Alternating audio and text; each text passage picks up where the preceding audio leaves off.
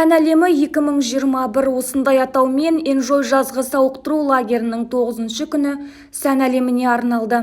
Таңғы ауада дене жаттығуларымен айналысқан лагерь демалушылары күн тәртібіне айналған таңғы ас мәзірі, түрлі бағытта білім жетілдіру сабақтарынан соң өз уақытын сән көрсетіліміне дайындыққа арнады.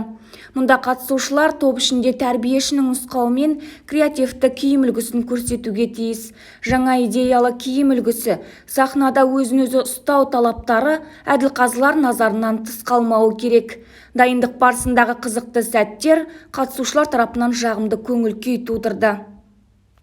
Мен Айдана Райса, Күншуақ тобының мүшесімін, және де бүгінгі сән қойылымда мен жарқыраған күн образын алып шығыппын, және де Күншуақ тобы ұтады деген ойдамын. Жоба топтардың өзара тартысына құрылған, сондықтан әр топ өз қатысушысына барынша жанкүйерлік танытты. Әсіресе жоғарғы сыныптар арасында қызу бәсеке, жалынды қолдау шараның көркін қыздыра түсті. Сайыс шымылдығын әр қатысушы өз тобын, ұранын және есімін таныстырумен ашты. Менің атым Ойнат. Атым Ментай. Атым Аяна.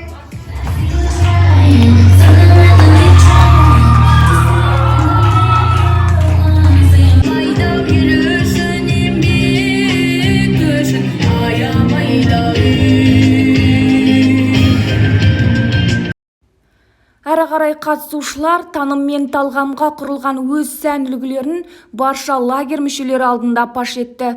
Балғындардың қылықты жүрістері мен қызықты киімдері көпшіліктің қызығушылығын оятқандай.